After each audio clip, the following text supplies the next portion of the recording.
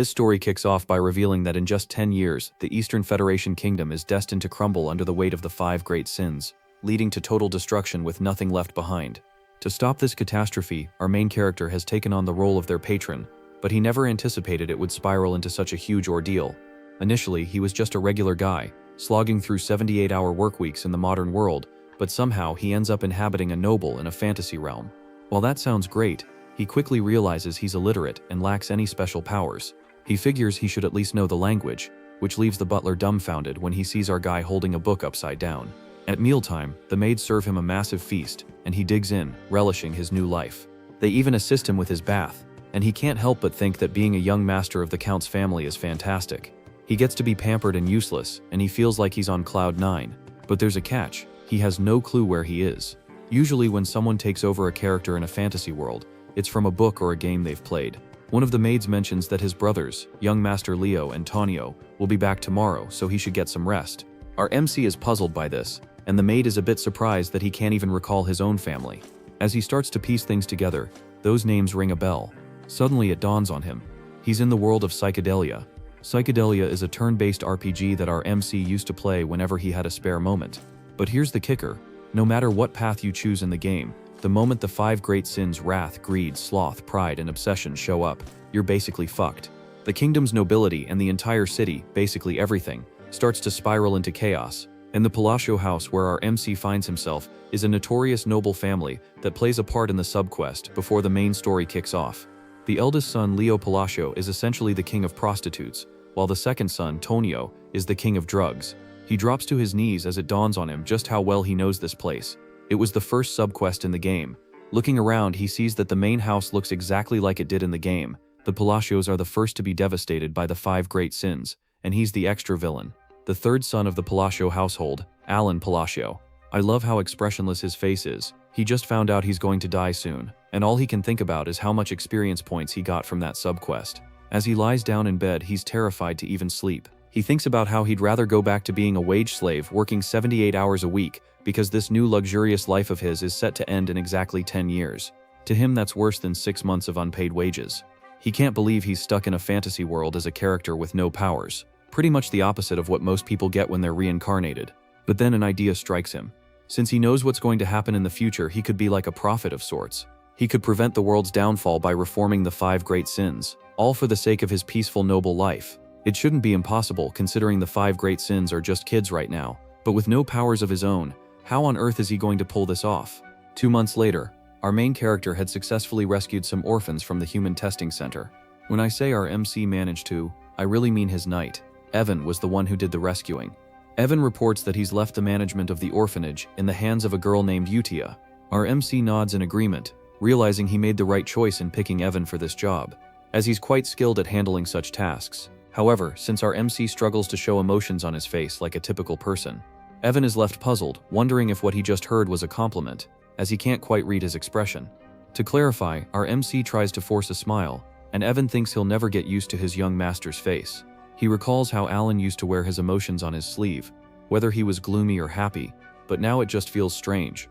Even our MC suspects that his possession of Alan's body might have only affected his face, as he can't seem to smile properly.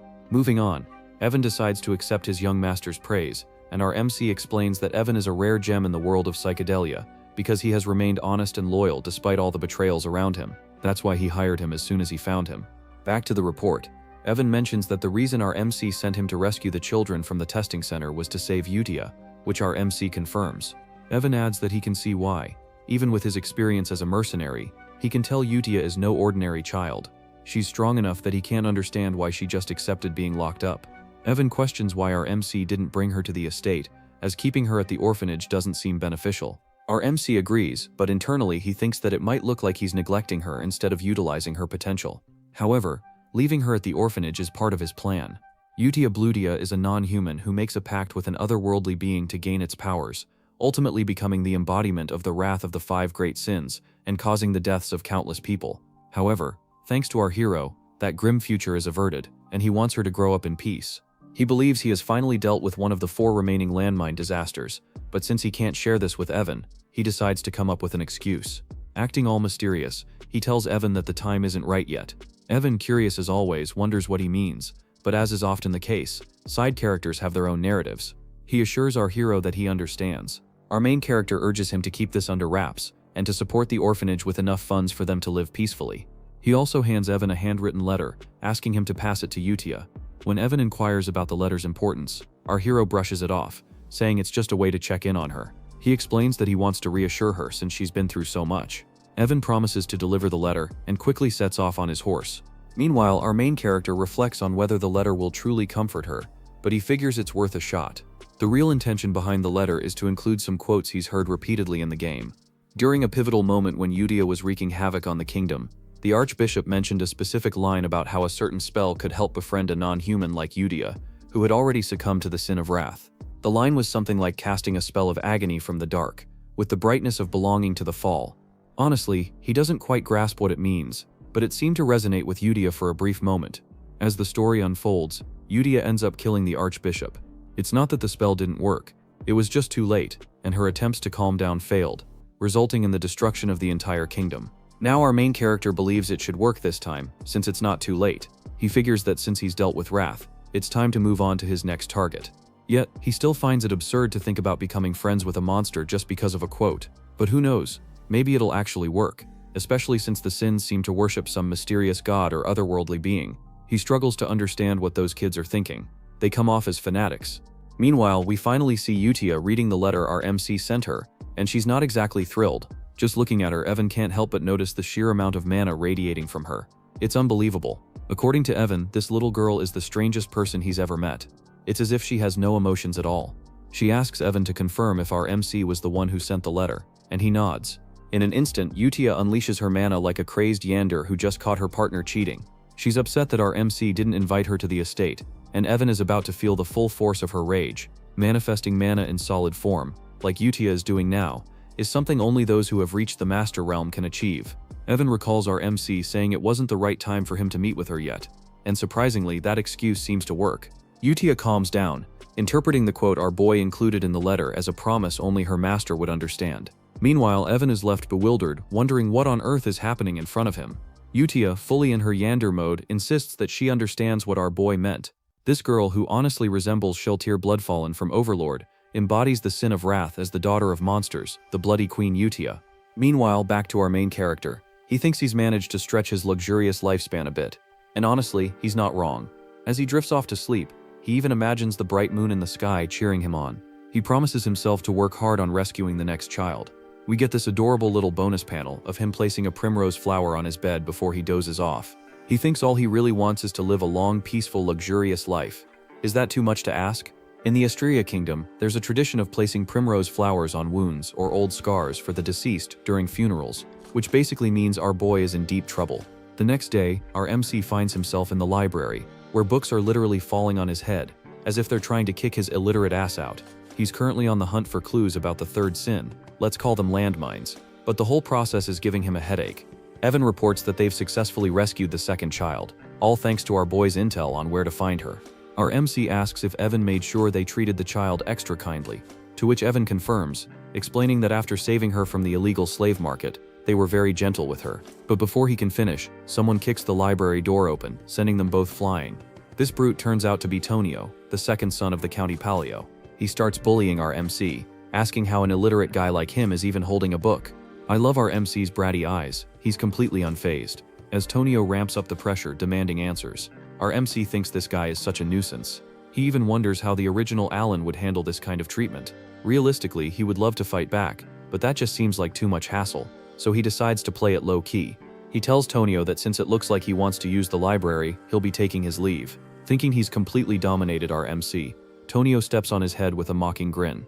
But just then, a sharp knife whizzes by, embedding itself in the wall, as another brute enters, telling both Tonio and our MC that they're being too loud. This new arrival is Leo Palladio, the first son of the county. As these two idiots start squabbling, our MC seizes the opportunity to crawl away. He reflects that in the game, the Palladio County had quickly vanished after the first subquest, but he didn't realize their power and influence were much greater than he thought.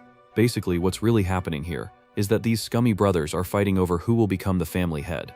The first son is a major player in the underworld, known as the Prostitute King, while the second son runs a large-scale drug cartel, earning him the title of the Drug King. As these two buffoons bicker, our MC realizes he can't afford to get involved with either of them if he wants to maintain his sweet, luxurious life. I absolutely adore this MC. He literally crawled away while his two brothers were at each other's throats, and Evan just followed him like it was the most normal thing in the world. As Evan fixes his hair for him, our MC vows to live a happy life as a weak and incompetent bastard child. A little while later, Evan shares that the second child they rescued didn't seem quite like a typical kid either. As he gazes at the lazy master in front of him, Evan can't help but wonder how someone like this could possibly learn about the illegal slave market and the secret bio-experiments happening all over the kingdom. It's making Evan question his entire reality. Looking at this foolish master, he thinks about how hard it must be for him to keep it together around his brothers, while our main character just grumbles about being tired. Moving on, Evan wonders why he sent the second child to the orphanage again. Our MC, however, knows that this second child is anything but ordinary.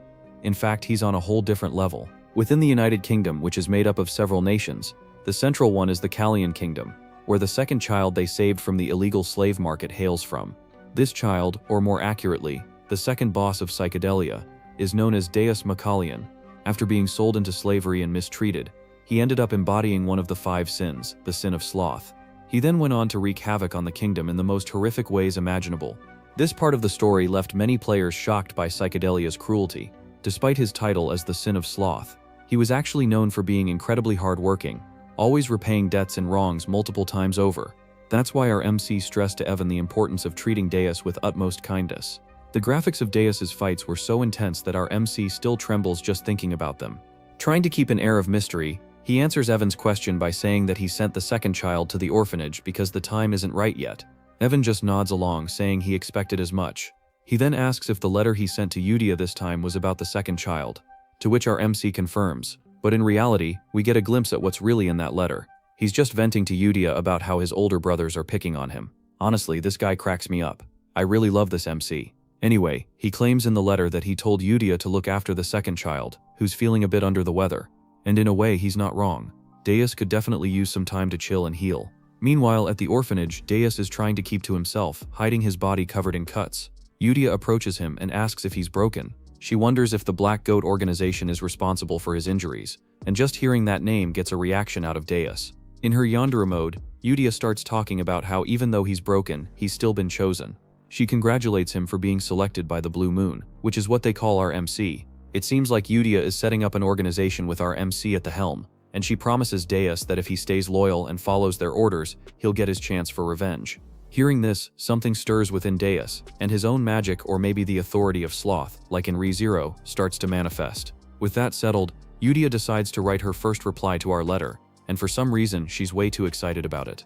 Meanwhile, back at the estate, our main character was still deep in the library, searching for clues about how to track down the third child. Just then, Evan burst through the door, announcing that they were in big trouble. He reported that the second young master of the Palacio household was dead. Our MC, who had been expecting this news, was still taken aback by how quickly it all unfolded.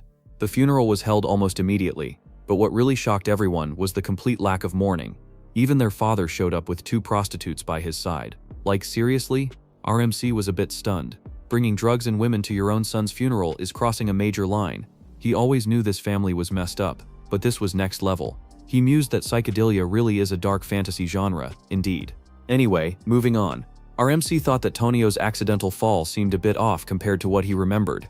In the game, Leo had cried desperately after killing his brother, shouting about how he was now the sole heir of the Count Palladio. But now, here was Leo, literally smirking in front of the body, like, come on, at least try to hide your emotions a little. Regardless, this wasn't really our MC's problem. His main focus was still on resolving the issue with the 5 deadly sins. Fast forward a year, and the successor problem was sorted out. With Leo taking over Tonio's drug business, the county became a lot more peaceful. In the meantime, Utia and our MC had become pen pals, exchanging letters more frequently. Our MC figured that keeping in touch with her would be beneficial down the line, while Utia filled him in on how the other kids were doing, which made him smirk since they were growing up nicely. She also sent over their monthly sponsorship list, which caught our MC's attention because it seemed to be growing quite a bit. He wondered what was going on, but Evan, who was busy stuffing his face, pointed out that while it was unusual, it was a good thing nonetheless. Evan then finally shared the news that our boy had been searching for. The information they needed had been found. They even got a call from the Information Guild about it, which was a huge relief for our main character, since it was all about the ancient book concerning the third child. This meant he could finally uncover that little landmine, and it brought him so much joy. Everything seemed to be going perfectly, and our MC was enjoying a peaceful evening. Meanwhile, on the other side of the land, at a drug distribution site called Margot, some of Leo's henchmen were boasting about how generous the eldest member of the Palacio family was, always showering them with big rewards. Thanks to that, their drug organization had grown to a few hundred members, but little did they know, that number was about to take a nosedive. What they witnessed next was pure horror. Most of their members were literally turning on themselves, screaming that they couldn't control their bodies. It was as if they were being puppeteered, leading them to take their own lives. The culprits behind this chaos were none other than our MC's children, Utia and Deus. Using his thread magic, Deus wiped them out single-handedly. Turning to Utia, he asked if there was really any point in killing these fools. Utia, however, questioned whether Deus felt any pity for them. He clarified that he didn't, especially since these guys exploited human lives to produce drugs. He felt this had nothing to do with his quest for revenge. But Utia, unleashing her magic, explained that this was essential for their master's return. They were essentially clearing out the trash in the county, so that when our MC stepped up as the heir, things would be easier for him. With a majestic smile, she wondered how they could let the place look so shabby for his arrival. Deus responded that he understood, but honestly, what did he really understand? They were treating our MC like Ainz from Overlord and Sid from Eminence in Shadow. Using her magic, Utia etched a symbol into the ground, and as they soared away in style, she declared that everything would unfold according to his will. A massive surge of mana erupted, leaving a crescent moon shape behind, and Utia added that they were the blue moon, destined to become his sword. Now that's some serious Eminence in Shadow vibes. It's been 2 years since our main character and Utia became pen pals, and during that time, Evan has been working tirelessly to track down the other sins. Looking completely worn out, he finally collapses on the grass, where our boy's magic seems to revive him. Evan shares the good news that they've successfully found the 5th child and sent them to the orphanage, which really hits our MC in the feels. Even though he can't show it on his face, he explains that over the past 2 years he's managed to save all 3 remaining children, meaning he's rescued all 5 sins. To celebrate Evan's hard work, he treats him to some delicious cake and goodies, while also mentioning that finding the sin of greed, the 3rd child, was a bit of a challenge. After making Evan put in some extra hours using his game knowledge, everything worked out in the end. He praises Evan for a job well done, and now that the mission is complete, he can finally take a breather. Evan asks if this means all the orphanage duties are wrapped up, and our MC confirms it. Evan breathes a sigh of relief, but then questions why our MC doesn't seem happier about their achievement. Our boy insists he's thrilled, but Evan points out that he doesn't look it at all. Our MC tries to defend himself, saying he's smiling right now, and we even get a close-up of his mouth, only to realize this guy isn't smiling at all. You wouldn't even call it a smirk. But Evan, used to this, just rolls with it. As they move on, our MC reflects on how he didn't expect things to go so smoothly. After all, the bosses of Psychedelia became the 5 great sins due to their terrible pasts. Even though they're in the past before becoming the sins, the odds of saving them all before they went through those awful experiences were pretty slim. He was also worried he'd be too late and they'd be too broken to save. He asks Evan how things are going at the orphanage, and Evan hands him a letter, saying everything is running smoothly as usual. The kids, who once seemed like broken dolls, have really brightened up. Our main character points out that if that's true, they wouldn't need to hire a separate caretaker. That said, he didn't expect Utia to do such a great job with the orphanage. He wonders if her background has something to do with it. In the game, she was meant to feel a sentimental connection to the place. This leads him to remark on how nice Utia is in her own way, but Evan quickly urges him to read the letter for any important updates. In the letter, Utia gives our boy a rundown of how the kids are doing, mentioning that they're growing well and he doesn't need to worry about them, especially Deus, who was a bit of a special case. She reassures him that all the children are improving, which brings a rare, warm smile to our main character's face. He expresses that he's just happy they're all growing up well. Deep down, he wonders if the environment is the key factor in an orphanage, since these kids are thriving. Anyway, Evan asks the big question, when does he plan to meet these kids? He always says the time will come, but our main character privately admits he has no intention of meeting them anytime soon. He thinks it would be nice to be close to them, but the kids don't exactly have personalities he's eager to be around. And honestly, he's not wrong. Having witnessed their cruelty in the game, we can't blame him. Maybe it's because of how brutal their transformation into sins was. Regardless, he thinks it shouldn't be too bad now that he managed to rescue them before those events unfolded. Yet he still feels a twinge of fear just thinking about it. So he tells Evan that he's thinking about meeting the kids in maybe 5 years. Regardless, our main character realizes that what he really needs right now is the ability to protect himself in this grim, dark fantasy world, and the answer lies in magic. As he practices, he feels lucky that the body he's in has some magical talent. Then Evan asks if he's heard of an organization called the Blue Moon. Our MC admits he hasn't. and Evan explains that Blue Moon is a group that's recently started hunting down criminal organizations. Our MC thinks that if they're cleaning up the trash, that's a good thing, but deep down he wonders why he's never heard of them in the game. He's sure they won't last long. But Evan teasingly points out that our MC should be really scared, since Blue Moon's whole thing is taking out nobles, which sends a chill down his spine. I love the chibi panels of our MC, as he tells Evan that just in case he should sleep next to his room from now on. Meanwhile, back at the orphanage, Utia is holding the Blue Moon weekly report meeting. The Sin of Pride, Solrong, reports that she took care of all the slave traders by chopping off their heads. She does some acrobatics in the air, while saying that those idiots couldn't even figure out who she really was. She even claims she gave them a chance, saying she'd let them live if they could guess the color of her eyes. But those weaklings couldn't even get that right. Then we meet the Sin of Greed, Rena, who despite her name, is more calm and elegant. She reports that all the corpses were melted down, leaving no evidence behind.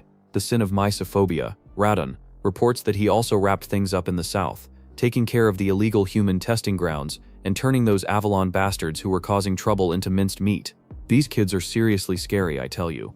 Anyway, the scariest of them all, Utia, praises them for a job well done, talking about how everything will go according to his will. She emphasizes that they all exist for the sake of the Great Moon. This secret organization worships the Great Moon, the Blue Moon, who just so happens to be our main character. Suddenly Deus reports a problem, which makes Utia question what could possibly be wrong when everything seems perfect under his command. These fools are treating our MC like some kind of deity. Deus explains that the head of Avalon is the eldest son of the Palatio Count family, where their lord resides. He claims to have found a dangerous written order while cleaning up the south. It turns out that the eldest son, Leo, is targeting our MC. Naturally, Utia can't let this slide. She unleashes an intense murderous aura that sends the other kids cowering in fear. The letter reveals that Leo's plan is to slowly poison our boy after eliminating their father, which sends Utia into a furious rage.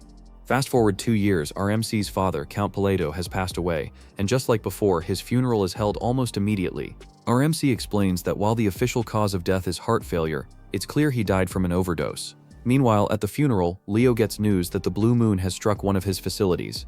Seriously, couldn't they have waited until after the funeral?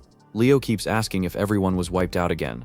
Our main character, who's just casually eavesdropping, realizes that his brother is becoming increasingly cautious about the Blue Moon. As the Count's funeral wraps up without a single tear shed, our MC decides he doesn't want to get tangled up in all this drama and quietly slips away, just as his brother shoots him a planning glare. When Evan asks what our MC plans to do next, since it looks like that jerk of a brother is on track to become the new Count, our MC is already one step ahead. He's been packing his bags and tells Evan to do the same. The plan? To run away from this mess. Evan questions whether he really intends to flee, and our MC clarifies that it's not a complete getaway. They're just heading downtown to lay low for a bit. When Evan asks if he means the town of Rodmill, our guy confirms it. He's been eyeing Rodmill for a while now, and it's a small town in the south of Paleo, making it the perfect hideout. Plus, he's timed it well since Leo has been giving him some seriously unsettling looks. Once they arrive in Rodmill, our MC actually starts enjoying life, whipping up some delicious-looking toast while Evan just goes along with everything like it's the most normal thing ever. But 3 days later, their peaceful existence is shattered when our MC is forced to return home for his brother's funeral. He can't believe he's back so soon. According to the game, Leo wasn't supposed to die yet. The cause of the death is a stab through the heart, which leaves our MC wondering who could have done such a thing. He tries to ask one of the servants about the details, but they scream in horror, as if they're about to meet their end. It's not just that, all the servants are acting strangely, overly apologetic, and treating him like he's some kind of mafia boss. He can't help but wonder what's going on with these people. As he's making his way out, Evan catches up to him, and he asks him if he found out why the servants are acting so weird. Evan claims he did, and playfully wonders if our MC was the one who made the Avalon drug organization disappear overnight. Turns out Leo was the head of that organization, and now that he's gone, it seems like the whole thing vanished without a trace. We then flash back to the day our main character set off for Rodmill. Inside the carriage, Evan was curious, asking why he's heading to a small town like Rodmill instead of a bustling city. Our MC explains that a city is simply not an option for him. Rodmill is his ultimate destination, the endgame in all his plans. He shares that his mission is straightforward: save the 5 great sins from their misfortunes to prevent the world from crumbling. Plus, since Rodmill isn't part of the original story and has a villa, it's the ideal spot for him. A villa is a separate estate, making it the perfect hideaway for a laid-back noble like him, where he can relax and do absolutely nothing. Honestly, I share that dream. If you like this video, it would really help me out with my bills and give me some much-needed downtime. Anyway, our MC gets serious when answering Evan's question. insisting that everything he does has a purpose. But after hearing the same old responses for a while, Evan calls him out, pointing out that he always uses those same lines when he wants to dodge a question. He tells our MC that he can't fool him anymore. Our MC is taken aback by how Evan has seen through his little lies. As their banter continues, Leo, who's been watching our MC drive away, contemplates whether he should kill him or not. According to Leo, it doesn't really matter if our MC lives or dies. He had already planned to poison him. But now that our MC has decided to leave for the border, Leo feels he has no reason to go through with it. Yet for some inexplicable reason, he still feels the urge to eliminate him. He instructs one of his henchmen, Ullman, to follow the carriage. Ullman, however, asks if that means he's supposed to kill the MC. This question leaves Leo baffled. Ullman has never questioned him before, no matter what orders he received. He usually just follows them without a word, so for him to speak up like this feels a bit odd. Leo reminds Ullman that his job is to obey him, but before he can finish, Ullman lunges at him, stabbing him right through the heart. Leo, in shock, shouts out why Ullman would betray him like this, but Ullman simply replies that he enjoys playing war. We soon discover that Ullman is actually part of the Blue Moon organization, and his real name is Hidden. He explains that they've been taught a creed by Blue Moon. Since the Blue Moon is essentially our MC's sword, it makes sense for them to act according to his wishes. However, if anyone dares to threaten the Great Blue Moon, our MC, they're allowed to take matters into their own hands, meaning they can eliminate the threat. Hidden reveals he's been waiting for Leo to give the order to kill their lord, and he can't believe it took 2 years for that to happen. Leo tries to argue that his subordinates won't let Hidden live, but Hidden counters that with Leo's death, the entire organization will be wiped off the continent forever. Looking at Leo's lifeless body, Hidden can't help but comment on how unfortunate this all is. If Leo hadn't tried to kill their great master, he might have lived a few more months or even years. Meanwhile, in the present, our MC is enjoying his dream life in the small town of Rodmill. He wakes up whenever he wants and shares delicious meals with Evan, living the life of a true noble. But as fate would have it, his peaceful existence is shattered when he receives a letter. The letter requested that he step up as the next head of the family. Just like that, his carefree life came to an end, a mere 4 days after it began, forcing him to return to the palatial estate. However, things felt off. The maids and other staff were acting strangely around him. He couldn't help but wonder what was behind their odd behavior. Then Evan teasingly asked him when he had become the shadow leader, leaving him completely baffled. It dawned on him that all this fuss was due to the bizarre circumstances surrounding his brother's death, which had led to his current predicament. In his usual dramatic fashion, he started sobbing, pleading with Evan to help him understand why he was seen as the villain in this story. Evan pointed out that since he stood to gain the most from the situation, it was only natural for people to suspect he had a hand in his brother's murder. Right after he left the estate, Leo was killed, and our main character had the perfect alibi to step into the role of the next count. Realizing how his plan to avoid this mess had backfired, he felt a wave of frustration.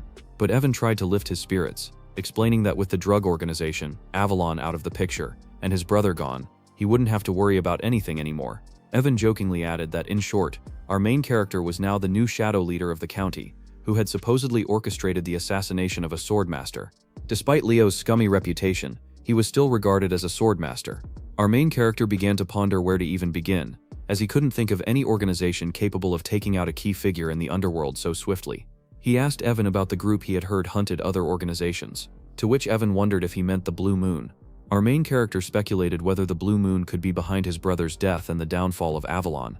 However, Evan quickly clears things up, saying that according to the Information Guild, the Blue Moon isn't to blame. Instead of leaving behind bodies, the Blue Moon is known for marking the moon itself. That's just how it operates. But it's rumored that all the members of Avalon met their end with a sword through the heart. Evan can't help but tease our MC, joking that the road to hell has been opened. But putting jokes aside, our MC reflects on his game knowledge, realizing there shouldn't be any organization called the Blue Moon, which means they can't be responsible for this mess. But if it's not them, then who could it be? As he tries to piece everything together, the scene shifts to the orphanage where Utia is holding a meeting with the other great sins. She asks if everything went smoothly, and Rinna, the sin of greed, confirms that she left no traces behind. Seolrang, the sin of pride, adds that there was no one left alive on her end, just corpses. Deus chimes in, boasting that he took out all 486 soldiers of Avalon. His magic is quite something, like a beautiful butterfly tangled in spiderwebs. Then there's Radon, the sin of mysophobia, who also confirms that he cut down all the bad guys in half. Utia praises them for their work, but she's a pretty intimidating child. There are whispers that she's actually over 1,000 years old in the novel, but who really knows? That's how Avalon, the most notorious drug organization in the world that brought doom to the Asteria Kingdom, was wiped out in just 5 days. But suddenly, Radon mentions that he doesn't think the cleanup was flawless. When Utia asks what he means, Radon explains that he stumbled upon some intriguing documents linked to the nobles associated with Avalon, particularly the Altia Doctum, which has some deep ties. Hearing this, Utia's magic starts to flare up, and she tells the others they already know what she's about to say. It's time to wipe them out. Radon promises to handle it quietly. Moving on, Utisai then asks if the Information Guild is clean, and whether they have any ties to Avalon. Rena confirms this, explaining that the guild matter is being dealt with separately from the other issue concerning the Blue Moon. Deji, on the other hand, claims that all the guilds behave similarly, referring to it as the Hell Sword crafted by the Swordmaster. Hearing this, Rena inquires if she should keep tabs on our MC's movements, to which Utisai agrees, emphasizing that this entire situation must not reach that person's ears. She insists she has mentioned this multiple times, and they should all be aware of it. When she refers to that person, she essentially means our MC. Daegius points out that since that person's family targeted them first, the order to eliminate them wasn't sanctioned by them. Upon hearing this, Utia starts to panic. In her opinion, all their actions must be driven by a direct order from our MC. She claims they are essentially swords, and a sword should never think for itself. She declares to the other Sins that from this moment on, all members of the Blue Moon must only act on orders, and they should take this decree seriously. This leaves the other Sins feeling a bit uneasy, as Utia adds that they must never disappoint that person, no matter what. Inwardly, Deus thinks he can't quite grasp any of this. For someone as powerful as Utia to feel anxiety and restlessness, simply because she's discovered by that person seems excessive, but nevertheless, he tells Utia that he understands. They conclude their meetings by chanting that everything is for the Great Moon, which is essentially afraid how the Shadow Garden from Eminence in Shadow wraps up their meetings. Meanwhile, back to our MC, he finds himself buried in paperwork as the new Count of Palatio. He explains that after his brother's funeral, he faced a full month of endless duties, and he feels overwhelmed by them. He starts shedding some tears, lamenting that he just wants to loaf around and do nothing. This fool even claims that's what it means to be a noble.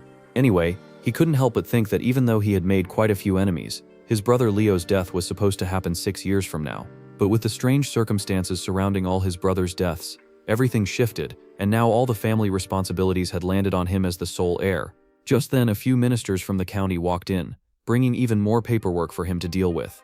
He closed his eyes and started to wonder why everyone in the county suddenly seemed to be working so hard. Back when his father was still the count, they would slack off and treat work like a rainy school day. He waved at them, signaling to drop the paperwork on his desk. But in the minister's eyes, he was radiating a deathly aura. They began to worry if they had somehow angered him, with some even vowing to work even harder to avoid any consequences. He was a secret mastermind who would eliminate anyone who displeased him. But having been a former workhorse himself, he wasn't handling all this pressure very well. He wondered if it would be possible to get the ministers to do all the work for him. Later that night, Evan was a bit shocked to find out that our boy had reached the 2nd tier in magic after just 2 years of self-study in poisoncraft, which meant he was quite talented and not shy about showing it. The little rascal was casting spells all over the house. Normally it takes about 4 to 5 years of instruction to reach the 2nd tier in magic, and it often requires a natural talent as well. Our protagonist agreed that his magical talent was pretty decent. Deep down though, he knows he's been practicing hard for self-defense because something just doesn't feel right.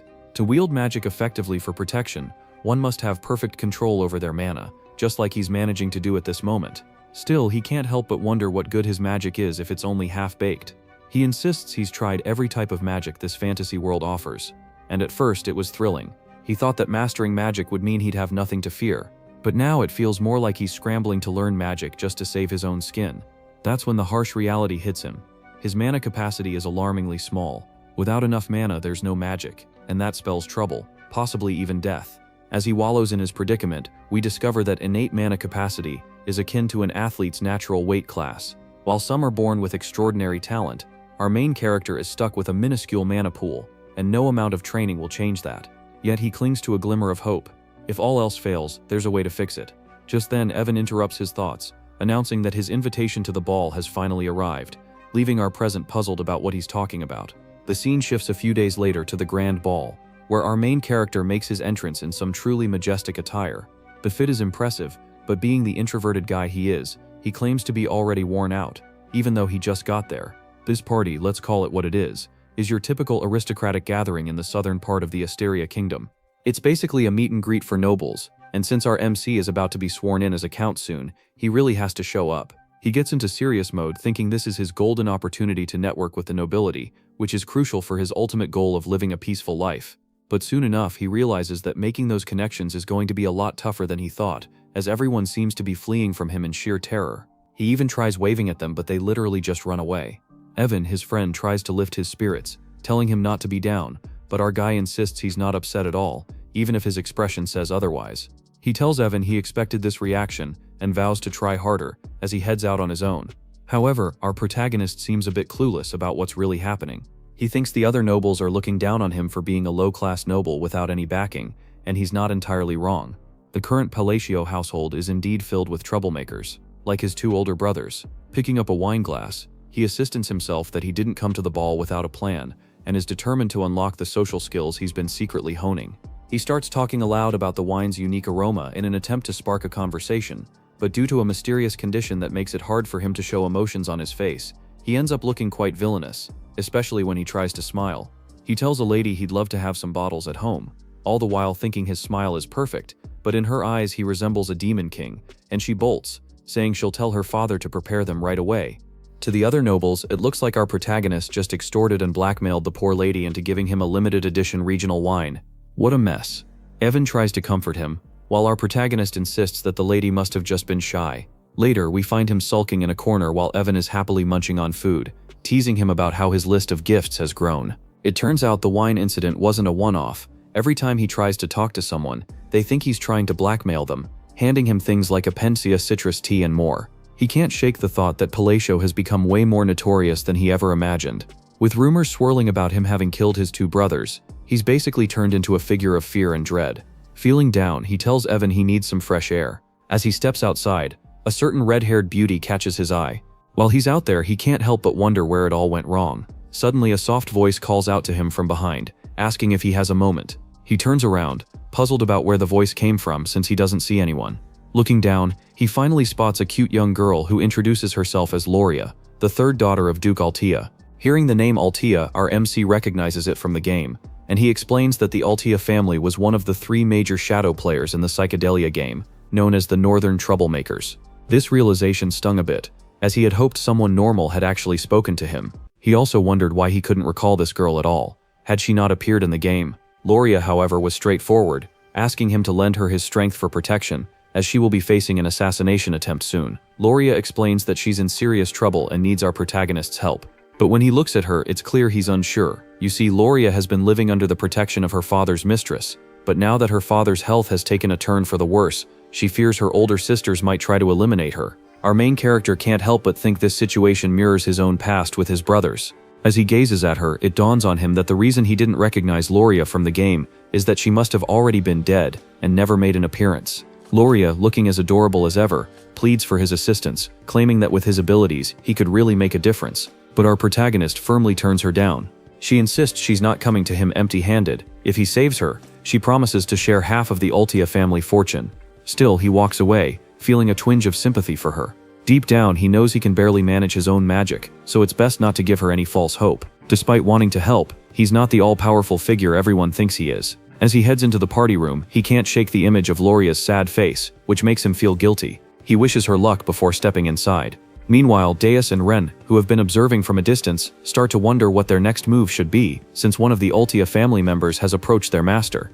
Deus ponders whether he should report this to the Red Moon, a code name for Utia, but Ren reassures him that everything's okay because according to their intel, Loria is the only member of Altea not tangled up with Avalon. This means she's pretty much safe since Radon, the one with the sin of mesophobia, has gone off to deal with the rest of her family. They've decided that the rest of the Altea household is going to be wiped out, all under the orders of the Red Moon.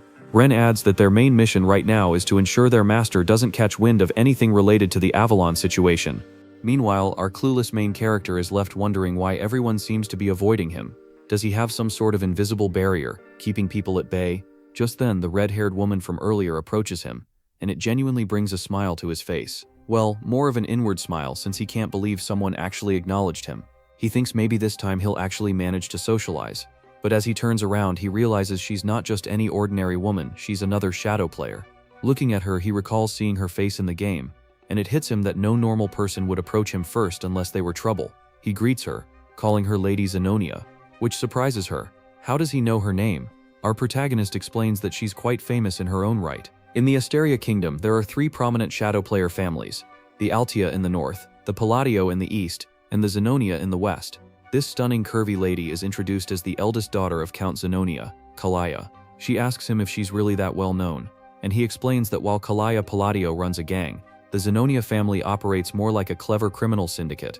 Just thinking about it makes him shudder. He insists that what he really needs are some solid connections to help him maintain his peaceful, noble life. For the sake of that easy life he's always dreamed of, he believes he must steer clear of this curvy, stunning woman who seems like trouble. With a respectful bow, he compliments her beauty, almost as if he's trying to say goodbye, but she stops him, saying she wants to have a word with him about something. He replies that he'd love to, but there are too many eyes on them right now. Deep down, he wishes she would just leave him alone. With a smile, she tells him he's just as the rumors say, and adds that she looks forward to seeing him again, leaving him completely dumbfounded. As she walks away, he wonders what that could mean, sensing it's some kind of code, but he shakes it off. Meanwhile, Rene and Deus, who have been watching from a distance, are pleased that their mission to keep our protagonist in the dark is going smoothly. However, Deus points out a problem. Looking out the window where our protagonist is standing, they spot someone who has been tailing him for a while, and they quickly rush out to deal with the threat. The next day, our protagonist and Evan find themselves in a forest, with Evan asking if he's really sure this is the canyon he's been searching for. Evan notes that it's midday, the sun is shining, but the canyon is oddly dark. Our boy, however, isn't paying much attention. He's ecstatic that he's finally found his true objective. As they venture inside, he jokes that if this place turns out to be empty like the others, he might actually cry. But as he looks at the symbols on the walls, he realizes this is the real deal. He explains that in the game, finding this place was a breeze. Truthfully, he admits that the only reason he traveled all the way to the south under the guise of attending the ball was to discover this labyrinth right here. The labyrinth, it's called the Labyrinth of Whispers, and if you can crack all the riddles in its 8 rooms, you'll earn a powerful artifact as a reward, exactly what he's after. He claims to have memorized all the routes and puzzles this labyrinth has to offer. Finally, he arrives at a massive door, and as he gazes at it, he confesses that seeing the labyrinth entrance in person is breathtaking. It feels so much more real than it did in the game. In the game, he tackled this labyrinth countless times. Evan, on the other hand, asks how our protagonist even knew a place like this existed. Our boy, without thinking, replies that he's been here often, leaving Evan puzzled about what this guy is talking about. Realizing he might have slipped up, our protagonist quickly backtracks, saying he was just kidding, and suggests they head inside. Once inside, they encounter some monsters and giant golem hands that could easily crush them like twigs. Evan wonders if these creatures are tied to the riddle, and if our boy gets the answer wrong, those giant hands will show no mercy. But our boy, unfazed, starts solving the riddle, leaving Evan to wonder how he can remain so calm in such a dire situation. Evan reflects that they've been together for 4 years now, yet he still doesn't understand him at all. Things like saving orphans, repaying random debts, helping free slaves, and even delivering seemingly pointless messages. Yeah, in Evan's eyes, our boy is a total weirdo. Still, watching him solve the riddles with ease makes Evan question how this is even possible. This guy has barely left the estate, yet he seems to know everything about this labyrinth. Regardless, Evan admits that the reason he keeps following this mysterious master of his is simple. Everything he does somehow leads to a good outcome. They finally make it inside, but our main character can't shake off the gruesome visuals of the game. He's feeling queasy, but as they step into a lavish room brimming with treasures and gold, his attention is immediately drawn to a hand statue adorned with multiple rings. He declares that their goal is the Black Ring, and insists they should grab it and get out fast. Meanwhile, Evan, who's busy stuffing his pockets with gold, questions why our protagonist is so fixated on the Black Ring, which looks like the least valuable of the bunch. Our hero explains that taking anything else could lead to trouble down the line. Deep down, he realizes he's finally got his hands on the ring that holds the Oath of Restraint. As they start to head back, our MC feels pretty pleased with himself, thinking that snagging the ring was a breeze thanks to his gaming knowledge. But Evan suddenly gets a bad vibe, and points out that the rock piles they passed while entering the canyon are actually golems, and they seem to be stirring. Evan quickly gets into battle mode, feeling anxious about their situation. To him, these golems are total unknowns, making this a nightmare scenario. He thinks that if he can just get his young master out safely, he wouldn't mind sacrificing himself. But our protagonist steps up, telling Evan to stand down because he'll take care of the golems. As the golems prepare to attack, Evan urges him to find an escape route first. With the golems closing in, Evan shouts a warning, saying his second-tier magic won't be enough to handle them. But our MC stands tall, confidently invoking the Oath of Restraint, which activates the Black Ring. Suddenly, time seems to slow, and he finds himself in a different dimension. A voice introduces itself as a fragment inheriting the great will of Nyasila, instructing our protagonist to state the 2 restrictions he wishes to impose on himself. Our main character finds himself in a pretty intense situation. In the game, this part showed up as a choice window. But now, hearing this mysterious voice and seeing a gigantic face looming in the dark cosmic expanse is a bit overwhelming. The Oath of Restraint is an absorption-type artifact, and as the name suggests, it lets the user impose limitations on themselves in exchange for power. However, the sheer force of the voice makes our MC tremble a bit. The voice urges him to declare his first restraint, and with a hand sign, he states that he will always perform the hand signs of Babylonia when casting magic. The voice then asks what he hopes to gain from this restriction, and our boy responds that he desires the ability to bend the laws of the world just a little more. The voice grants him this power. For his second restraint, our boy explains that he will strictly chant the words of Babylonia when using magic. When the voice inquires about his desire behind this restriction, he boldly claims he wants even greater power to defy the laws of the world, which momentarily surprises the mysterious entity. Our protagonist starts to worry that he might have messed something up, especially since the entity paused. He even mimicked the exact skill icon from the game just to be safe. By choosing both the hand signs and the word restrictions, he believes he can achieve the highest possible magic attack power. Thanks to all his repeated gameplay, he has memorized every combination used in the game, so this should work. Finally, the entity speaks again, confirming that his restraint has been granted. It expresses gratitude to the human who has remembered all the gestures and mysteries of the forgotten god. Our protagonist is puzzled by what the entity means, but he quickly notices that the ring is being absorbed, indicating that all the restrictions were successfully applied. The entity concludes by telling our MC that it will always be watching over him as the one who will inherit its will, whatever that means. Just then, time seems to start flowing again, and it's right as the golems launch their attack on our MC. Evan tries to reach him, but our hero, unfazed, begins to cast his magic. He can't help but chuckle at his own spell, thinking how in the game it looked so impressive and powerful, but now, thanks to his meager mana, it's just so small. He gathers it in his hand, reflecting that no matter how hard he pushes himself, this will always be his limit. But hey, it's time to test out his new restraints. I have to say, his magic looks majestic. Maybe it's the pose. Anyway, he starts chanting with the first word being refraction, which makes his magic begin to take shape. Then comes repulsion, causing it to swell in size, transforming into a stunning blue light of electric magic. The magic ball is massive. Using hand signs, he adds another chant for direction, and finally he unleashes it. The way he does it is so grand, reminiscent of how Gojo releases his hollow purple. The sheer power of our boy's magic leaves Evan in shock, as the lightning obliterates all the golems, turning them to dust. In the aftermath, Evan can hardly believe his eyes, wondering what on earth just happened. He asks our protagonist if he's been hiding his power all this time, but our boy shakes his head. Evan explains that in all his 15 years as a mercenary, he's never seen anything like that. He questions if our MC is really sure that was second-tier magic, to which our boy confirms. Though deep down, he's just as confused about what transpired. He admits that this wasn't at all like it was in the game. In the game's turn-based battle system of psychedelia, magic could be enhanced each turn through hand signs or incantations.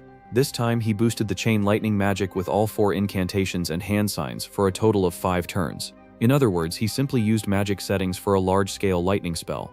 However, because of his restraint oath, he had to use the hand signs and incantations for all his magic, meaning his spells were enhanced time and again. Even so, our protagonist felt that the second-tier magic he used was a bit over the top, and the results exceeded his expectations, which caught him off guard. Meanwhile, Evan was just relieved they made it out, and as he sat down, he remarked that watching the battle was way more exhausting than actually fighting. He asked our protagonist who had created such an unpleasant canyon. After a moment of thought, our hero realized that the Maze of Whispers had a different name in the game. The map layout and strategy guide were posted on the game's community website, and it was called the Maze of Paladon. He told Evan that a guy named Paladon was the one behind it, but Evan was too worn out to even process that information. I really love this duo. Our protagonist grabbed Evan, saying they needed to head back home because he had something in mind to do once they got there. This made Evan question why his usually lazy master was suddenly so motivated today. Our main character explained that every time he picked a hand sign that matched the spell's attribute he was casting, the power increased. If he chose the right incantation, the magic properties would get enhanced, which is how the game mechanics were designed to work. The only difference was that, unlike in the game where the visuals remained the same and only the numbers went up, in this world the spell actually changed shape with each incantation. But he suddenly wonders if this only applies to him, especially since he's particularly skilled at controlling mana. He decides he'll need to test it out once his mana has recovered, but for now he's just relieved that everything turned out okay. As they prepare to leave on their horses, we see Ren, who has been quietly following our main character, watching the whole scene unfold. She quickly makes her way to the canyon, and upon arriving she spots the runes on the wall and realizes she can actually read them. She explains that these are the glyphs of the Alanef Empire, which essentially tell the story of the era of the forgotten outer gods. Rene's eyes catch another glyph hidden in a corner, which she translates as, "For my friend who shall be left alone," from the coward Palin. As she examines the glyphs more closely, a smile spreads across her face. She shares that the one who halted the invasion of the dark creatures, standing victorious against the Al-Kalaka that devoured the hearts of the citizens, was none other than the brilliant emperor known as Palin the Great. The reason she knows all this is that she inherited all this knowledge at birth, thanks to the ancient library she received. She briefly recalls our main character mentioning that Palin was the one who built the canyon, but as usual she misinterprets the situation. She thinks that she knew our MC was special, since someone like the Bloody Queen Eudia follows him, which is a pretty big deal. Having someone like Eudia as a subordinate is something you'd only read about in history books. However, she continues to believe that our MC is actually a friend of Palin, completely misreading the glyphs he saw. Moreover, she claims that the phrase "our boy" used while casting magic doesn't exist anywhere in the ancient library, which only strengthens her belief that our MC is truly remarkable. Blushing, she admits that Eudia was right all along, feeling a bit embarrassed about having followed orders without question all this time. And just like that, our boy ends up with another yandere in his harem. Kind of a strange thing to say since they're basically just kids, but I digress. Anyway, Rena spots Deus arriving and immediately asks if he got any info from the fool who was tailing their great master. Deus responds that the idiot is dead, and he didn't even do it. It's more like the guy's head just twisted in mid-air. Rena insists they need to report this back to Eudia for processing, and Deus agrees, so they head out. Meanwhile, in Zenonia County, Lady Kalia is sipping her tea, pondering how our main character is just as the rumors say. She notes his chilling, emotionless expression and those abyss-like eyes. It bothers her that he called her famous. Count Zenonia is indeed strong and well-known, but for our protagonist to label her as famous despite not being involved in social activities is quite intriguing. What's really going on here is that Kalia is the true mastermind, using black magic to control her father, the Count, making her the real head of the family. The fact that our boy called her famous makes her think he might know something about her secret, which terrifies her since no one is aware that she's turned her father into a puppet. She recalls how our protagonist mentioned there are too many eyes on them, which she misinterprets as him having discovered the person she had following him. Now that's a classic case of misunderstanding, like something out of an Eminence in Shadow scenario. Suddenly, Kalia gets a call from one of her servants who says there's a problem. Well, she asks what's going on, and the servant insists that it's better for her to see it for herself. When she heads to her room, she discovers that the person she had following our main character is dead. The servant explains that since the seal on the body didn't activate, it means he didn't spill any secrets. But Kalia quickly points out that the person who killed her man must have intentionally brought him to her room. Frustrated, she starts questioning how our main character figured out she was the one who sent this guy to tail him. And just like that, our poor MC gets misunderstood once again. Later that night at the Altia Dokal estate, Loria was feeling pretty low. She couldn't shake the feeling that our main character was exactly what she expected. Someone not to be taken lightly. To her, he had those cold eyes reminiscent of her father's, and it made sense why he was known as the distinguished one of the underworld. It kind of reminds me of the honored one from JJK, but I digress. Loria realized she could never afford to make an enemy out of him, yet he was also her last hope. However, since he turned down her request for help, she misread his refusal, thinking it was clear he wouldn't take a deal that would leave him with nothing, especially since she had lost all her assets and power to her siblings. Speaking of siblings, there's the eldest son Timalian, the eldest daughter Marianne, the second daughter Pirin, and the second son Keeg. Being the youngest and the weakest, Loria felt completely powerless. As she walked into the estate, she reflected on how she had managed to survive this long thanks to her father's love and mercy. But now that he was fading from the picture, she felt lost. Suddenly, she was jolted from her thoughts when the servants rushed in, breathlessly reporting that her siblings had all taken their own lives. She was left in utter disbelief. She knew they would never do something like that. Those fools would rather stab each other in the back, literally. The idea of them ending their own lives was just insane. She quickly demanded to know what had happened to Timalian and Marianne, only to hear that they had met the same fate. In a shocking twist, we see them actually stabbing each other, and it felt like the work of Deus pulling the strings, but it wasn't. As Loria stands there in shock, trying to wrap her head around what just happened, we catch a glimpse of Redin, the sin of Mysophobia, striding out of the Altia castle, boldly announcing that the mission is complete. As Redin fades into the night, Loria is still reeling from the events. She recalls our MC reassuring her that she shouldn't worry because good things are on the horizon. Like everyone else, she's convinced that our MC is the true mastermind behind it all. In her mind, he's been playing it cool, hiding his claws until the perfect moment to seize control. Essentially, Loria believes that our MC turned down her request at the party but secretly took out her siblings. Honestly, I can see why she'd think that. Just like our protagonist, she suddenly became the sole heir of the Duckle family overnight, which is pretty terrifying. Loria starts to panic, questioning what kind of monstrous devil she's made a pact with. It's actually kind of hilarious. These folks are treating our MC like some all-powerful overlord, but if they only knew he's just a laid-back guy who prefers to chill all day. Anyway, Loria is in full-on panic mode because there's no turning back now, and she can't shake the thought of what happens to those who betray our MC, especially with so many examples already out there. She steels herself to follow the path she's chosen. 2 months later, back at the Palatio estate, our main character receives a few gifts from the Duke of Altia. When he sees one of the gifts, Evan is taken aback. It's a bottle of Cernance wine, which is worth a small fortune, costing a few thousand gold coins per bottle. He can't believe he's actually holding one in his hands. As he reads the note inside, he's even more surprised to find it simply says, "With respect from Loria Altia." This leaves him puzzled because Loria is the one who sent him this gift, not her father. It dawns on him that this isn't just some noble trying to make a connection, and he can't quite wrap his head around it. Deep down, he feels a twinge of guilt for not being able to help her back then. He quickly asks the delivery guy if he's sure this gift is really meant for him, and the guy nods, explaining that the Duke herself prepared it and insisted he deliver it personally. That's when it hits him. Loria has officially become the Duke of the Altia Dukedom, which completely surprises him.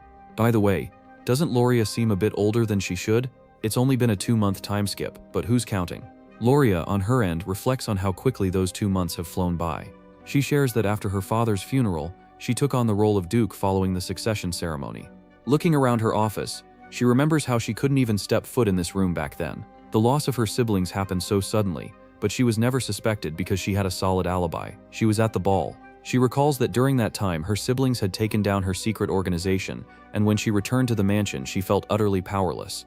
But now she realizes that it was a surprising turn of events. Essentially, Loria thinks our main character picked the perfect moment to take out her siblings, and even managed to give her an alibi, which makes her think he must have an incredibly high IQ to come up with such a plan.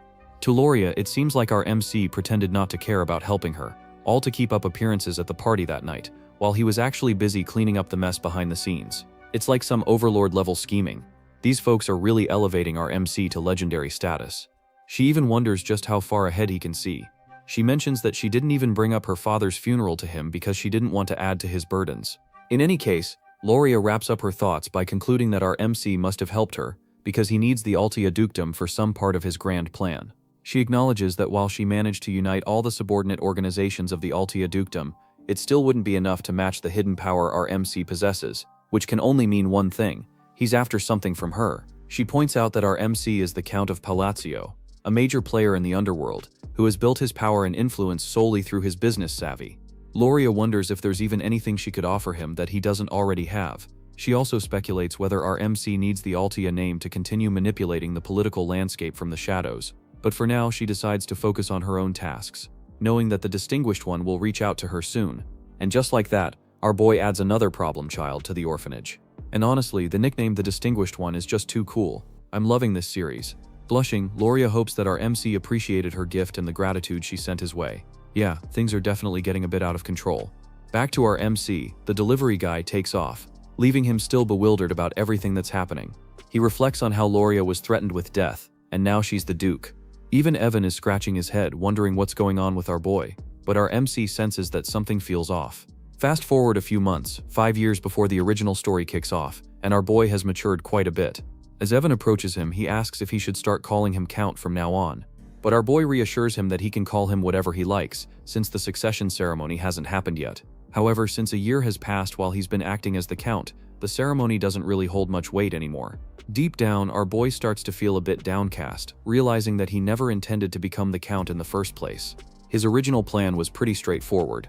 This little rascal even jotted down some rules for himself on how to enjoy life in psychedelia. First, avoid the succession war. Second, settle down in Rodmill, and lastly, embark on a gourmet adventure. But he lifts his spirits, thinking that since he's gotten used to this new role, he can really make the most of being a noble. Which is true because the balance between work and relaxation is way better than he ever imagined. Anyway, Evan hands him a letter, saying it's from Utia. As they head inside, our MC asks Evan if he's found out anything about the assassins who took his brother Leo's life. But Evan admits he hasn't got any leads yet. Still, he encourages our MC to give the Information Guild some time, since they're still on the case. This actually sheds light on why Utia was so jumpy, and asks the other Sins to ensure our boy didn't find out they were behind Leo's death. Anyway, Evan then asks what our boy plans to do with that information. sure that it's not about revenge. But our boy thinks to himself that the slight changes from the original game are probably butterfly effects caused by his actions, so he tells Evan he just wants to be ready for any surprises. Evan teasingly remarks that he sounds like a real count when he says that, but our boy just lets out a sigh. As he opens the letter from Utia, he can't help but wonder what she has to share this time. In her letter, Utia fills him in on life at the orphanage, mentioning how everyone is diving into their own hobbies. She highlights Deus, who she claims has become quite the expert in puppet manipulation, almost professional, she says. Then there's Sailrang, who loves gaming with her friends, and Rena, who still has her nose buried in books but has also taken to building sandcastles, and Radon. He's found joy in nurturing his garden. Hearing all this brings a smile to his face. This monthly ritual of exchanging letters has become a comforting routine, and each message warms his heart a little more. Even though he's never seen these kids in person, knowing they're thriving fills him with joy. He realizes, though, that he doesn't actually know how old they are. Curious, he asks Evan, who points out that they're now at an age where they can step out into the world. Evan mentions that the 5 great sins are just about ready to leave the orphanage, which surprises him. He hadn't expected them to grow up so quickly. He even pictures them as adults, coming back to thank him for everything he's done. It dawns on him that it might be time to let them go. When Evan questions this, reminding him that he brought them to the orphanage because they were hurting, he reassures him that they've grown enough to stand on their own now. It's time for them to forge their own paths. Deep down, he knows he cared for them just enough to prevent them from becoming the deadly sins, so they should be all right. Evan nods in agreement, acknowledging that since they're all healthy, it makes sense to set them free. Our boy recalls that in the Psychedelia game, each boss battle came with a vivid description of its setting through narration. Utia had the gift of faith, Deus wielded the sword, Rene excelled in studying, Seolrang was a natural fighter, and Radan had the calling of an apostle. Essentially, our main character believes that if these kids harness their talents in the right ways and in the right areas, they'll be just fine when they step out into the world. So he's decided to write each of them a personal letter, and in a moment of self-praise, he thinks his plan is absolutely brilliant. While he's at it, he figures he should also prepare a special gift for each one of them. He can't help but imagine how thrilled the kids will be. After spending the entire day crafting the letters, he finally finishes up. Evan, who was meant to keep him company, has dozed off, and as soon as he wakes, he rushes off to deliver the letters before our MC can catch him. I really adore the bond between these two. Our MC wonders if he might get something back from these little landmines of his, once they make a name for themselves in the world. He wraps up his thoughts by encouraging them all to read his letter and venture out into the world, which is genuinely heartwarming. However, contrary to his intentions, the kids take his letters with utmost seriousness, as if they've received a direct command from Ains from Overlord. With a serious demeanor, Udia informs the others that their orders have arrived, adding that their lord has prepared something special for each of them. And I have to say, even though it's only been about a year since the time skip, these kids have really grown up. Just look at Deus, he's so tall now. I kind of miss how small they used to be, but it's all good. As they each check out their letters, their reactions vary. Deus stays cool and collected as usual. Solrong can't contain his excitement, and starts jumping for joy. Ren is still simping for our main character, and Udia looks a bit confused by it all. Then we get a bonus panel that dives into the personalities of each of the sins, focusing this time on Ren. It turns out she has a passion for seeking knowledge, so if you want to get close to her, just gift her a nice book and you're golden. Back to the story, Utia reminds the other sins that before they dive into anything else, they should all take a moment to read the previous letters she's been getting from our main character. Utia insists that understanding our boy's orders requires a bit more insight. Hearing this, Solrong lights up, asking if they can really all read them now, since before, only Utia had that privilege. Utia reassures them that since their lord and master has decided to give each of them individual orders, it's clearly time for everyone to be in the loop. However, as they read the letters, they're left speechless because the content is just casual small talk. Utia quickly comforts them, explaining that our MC has always liked to disguise his orders as ordinary conversation. She even shows them the very first letter he sent her, which is just a friendly greeting and a complaint about how his brothers were picking on him. But Utia interprets it differently, claiming that our MC was actually giving a target for elimination, and asking them to report back once a month. This misunderstanding continues, and the other sins just roll with it as if it's the most normal thing in the world. Deus points out that our MC is doing this to prevent any leaks of information, and Utia confirms this, explaining that that's why they all need to learn to decipher our boy's orders through the letters and carry them out. Deus then questions whether, if our MC is worried about leaks, wouldn't it be better for them to visit him in person, or use a magic communicator? Redden agrees, saying that Deus has a valid point, since letters are the riskiest when it comes to information leaks. But Utia, with a cold gaze, reminds them that they must never question the will of their great master.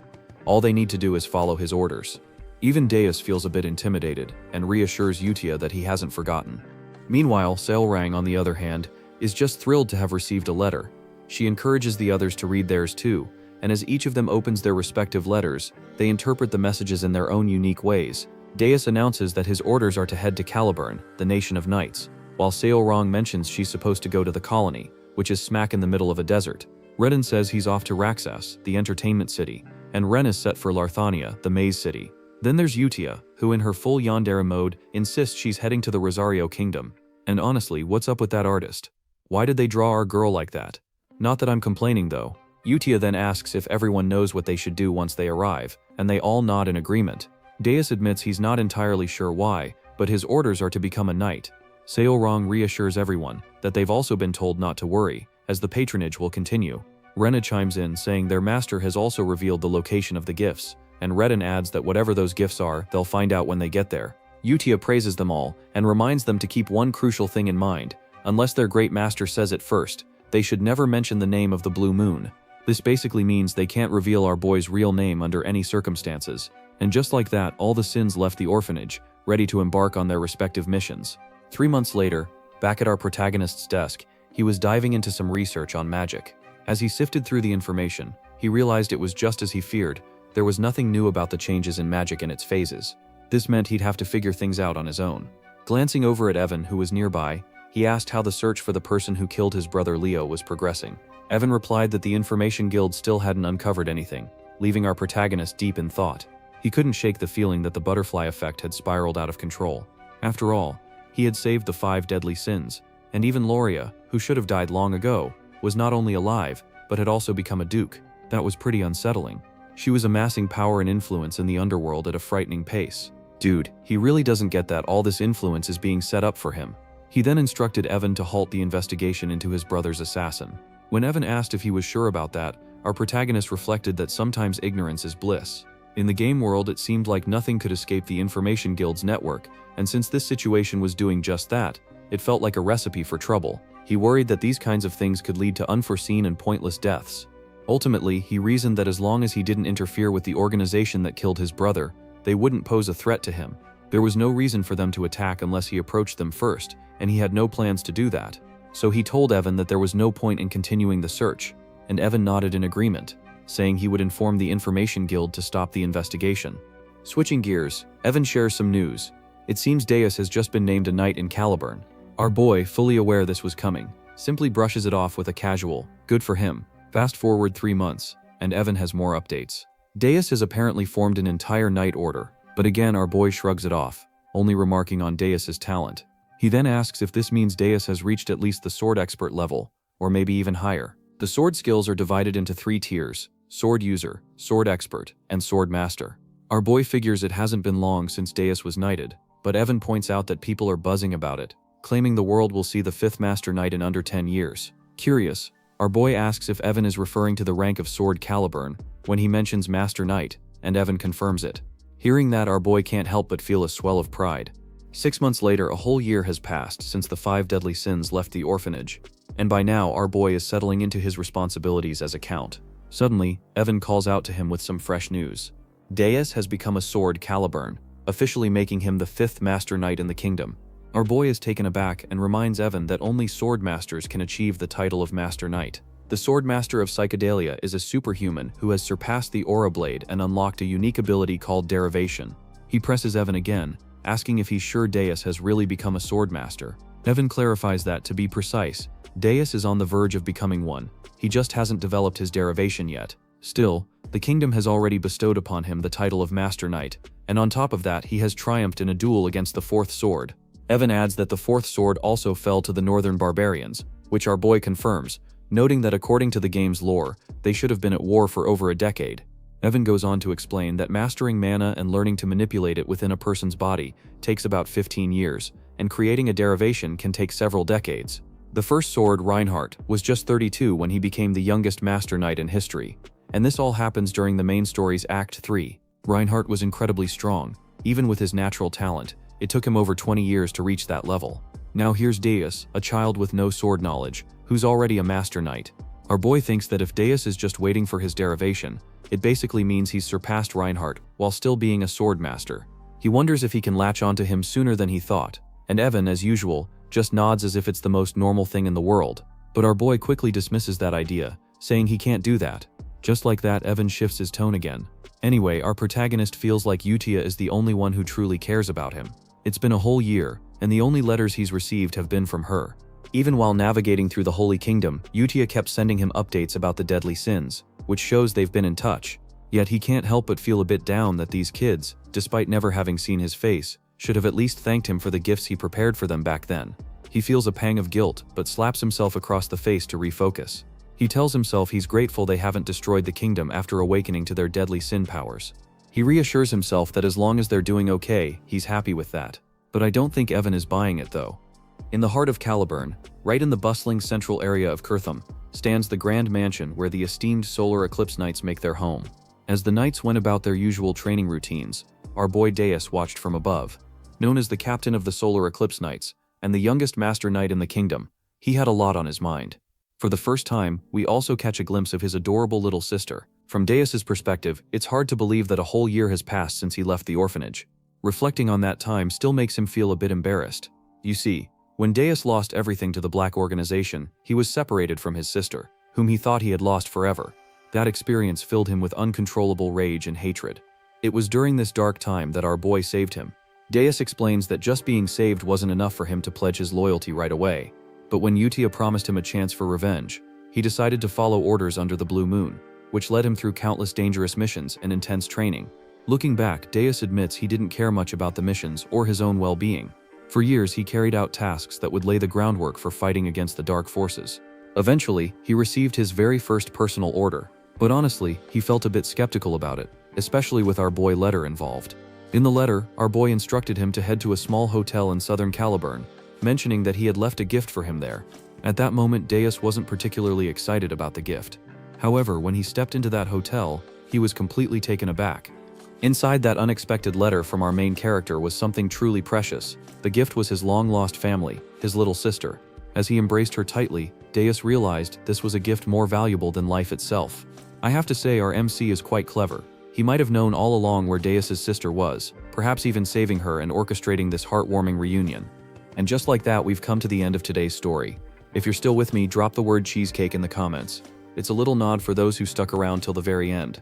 A simple like goes a long way in helping this channel grow, and subscribing means you won't miss out on the next chapter. Thanks again, and be sure to check out this one next.